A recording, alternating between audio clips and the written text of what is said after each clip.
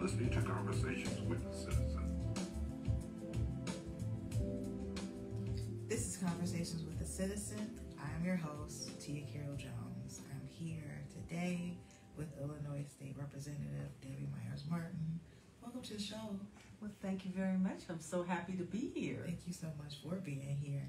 Tell us a little bit about yourself. Well, I am the state representative of the 38th District, so I have 9 municipalities, 109,000 people in my district.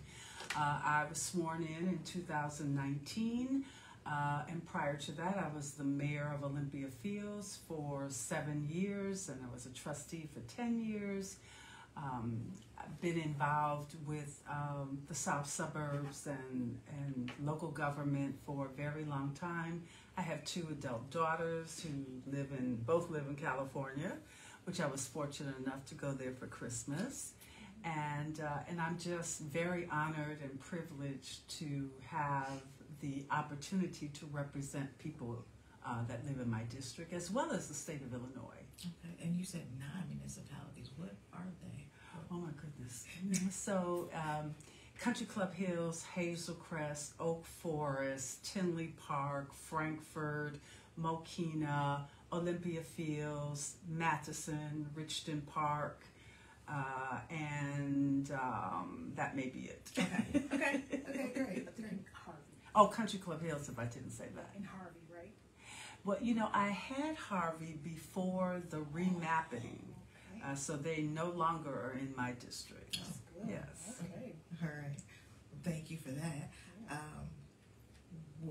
So the legislative session begins on January 16th? Yes. Okay.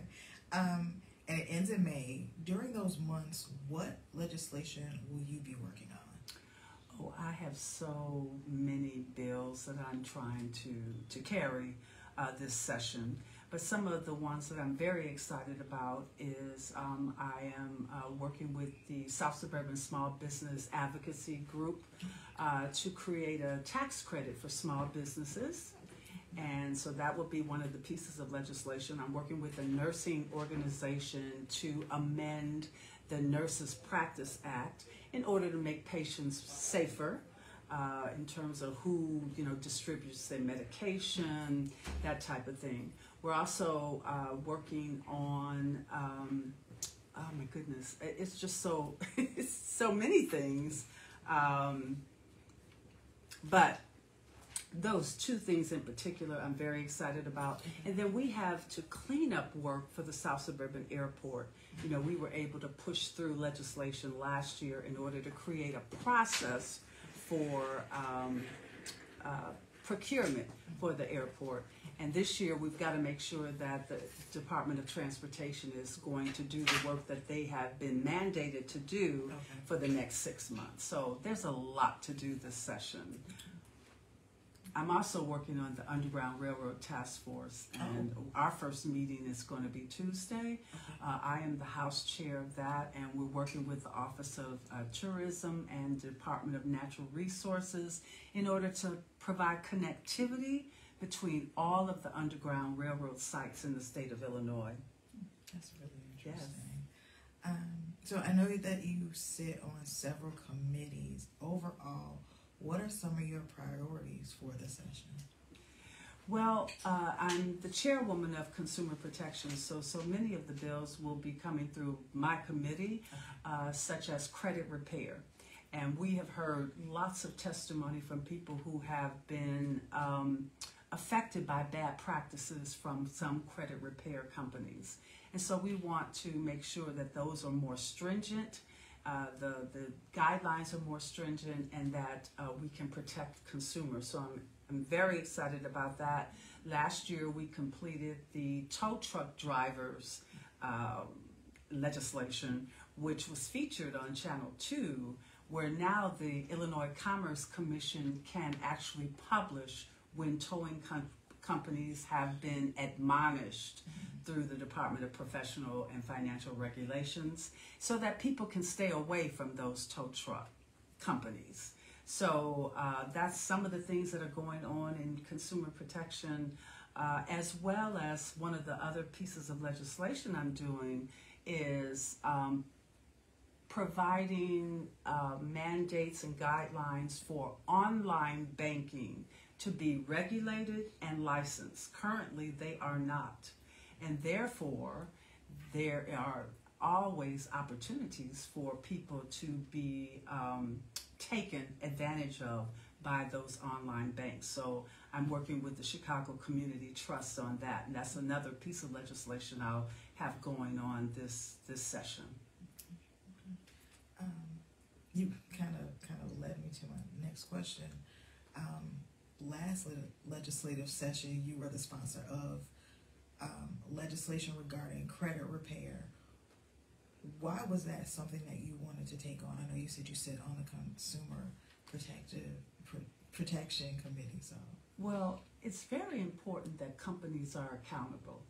And I've said many times, you cannot legislate integrity, but you certainly can mandate guidelines and rules for companies to be better and to be more accessible to residents, to their customers. And so if we don't have accountability, and customer service used to be a really important thing. You know, the customer was always right, and you can make sure that companies care about your business. It seems that that has all but disappeared.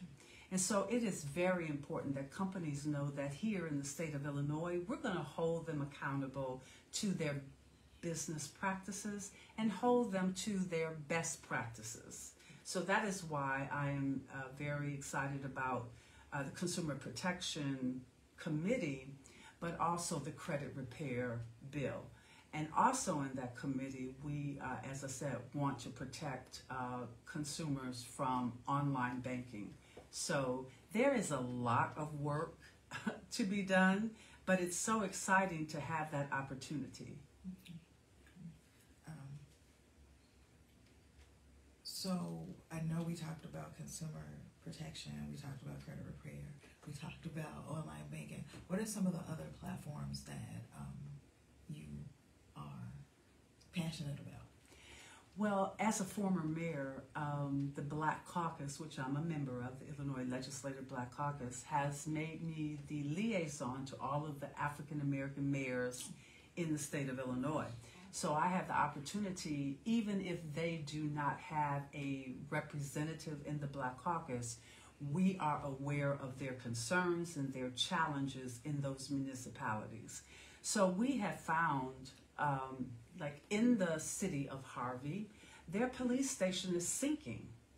And so there is water that is actually in the elevator shaft, and it affects their evidence room. It's just, there's mold. It's just unbelievable. So that is one of the environmental justice pieces that I have had the opportunity to now work with our mayors to make sure that we can address some of those things. I've worked with the Village of Robbins on their water problems. Everybody's entitled to healthy and clean water. But we see in our municipalities that sometimes that is easier said than done. So that's one of my passions. As I said, the Underground Railroad is really something that I'm looking forward to bringing more people into that task force so that we can make that an educational piece. We can do research on other locations in the state of Illinois. We discovered that the village of Richton Park, Sauk Trail, was actually one of the pathways to Canada in the Underground Railroad. And no one ever knew that. And so we're going to make sure that the entire state is aware of those elements. Okay.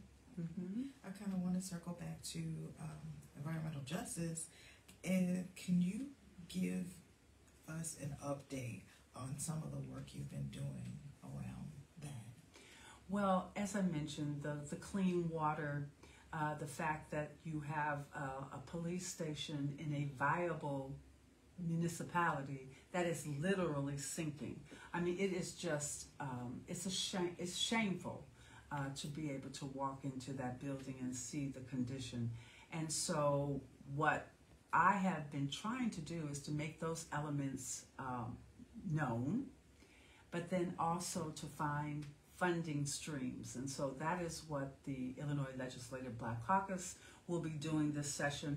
In addition to preparing for the budget overall, we'll be looking at specific projects for our community, such as funding for clean water and making sure that we are including and collaborative with our congressional partners to make sure that we get federal dollars to fund those projects as well.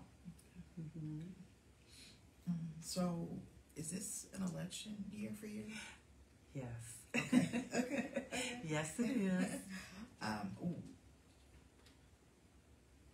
What would you tell your constituents when it comes to why you should be reelected? Well, first of all, I'm extremely passionate about the Southland. Not only my district, but the entire South suburban area. And so with that, I have been very diligent to look at legislation and to bring resources back to the community so that we can improve the quality of life. So some of those things have been that I was able to get appropriated in the budget $1 million to Governor State University to do a stroke awareness and education campaign. And I'm very, very happy to be involved in that project. We also have done things like working with South Suburban Hospital to because they have a new mental health facility within the hospital. And we want to make sure that people are aware of that facility and that they are able to access it. I've also been working with Blessed Child about violence prevention and was able to get money appropriated to them in order to work in our schools and to work with our police chiefs.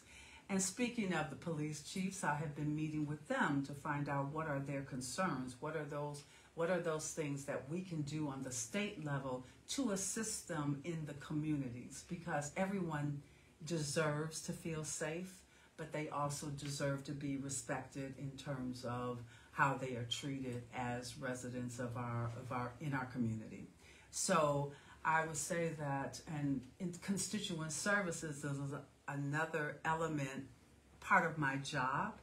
And thanks to the staff that have come on board with me, my chief of staff, Anjanita Davis, and my district director, Amelia Fleming, we have been able to help over 150 constituents with services that they never dreamed they could get help with. The problems that they've had with the tollway authority and the amount of tolls that people have been charged, or the Secretary of State's office, or the Department of Transportation.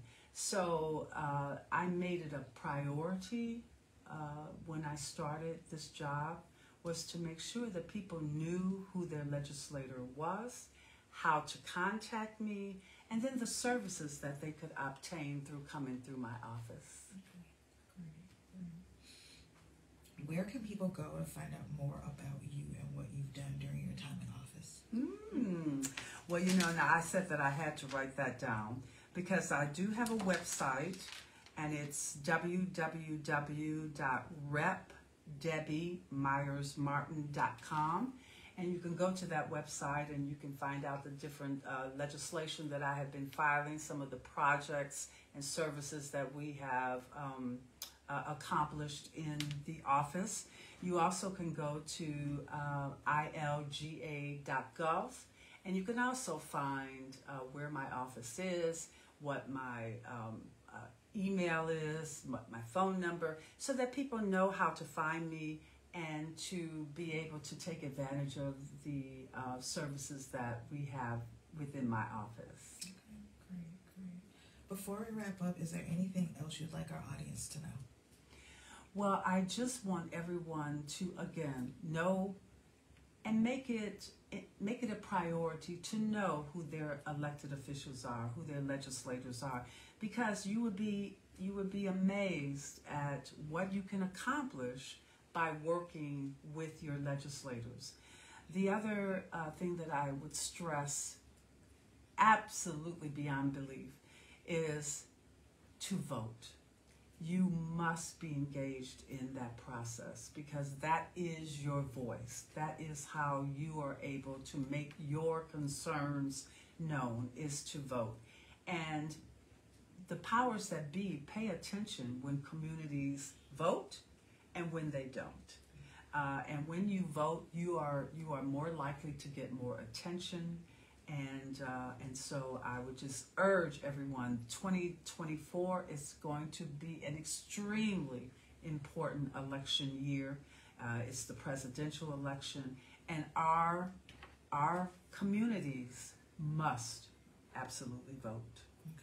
Okay, great. Well, thank you so much for being here. Okay. Well, thank you for the invitation. I'm always happy to come and share what's going on in the South Suburbs. Remember to make plans to join us again next week for Conversations with the Citizen.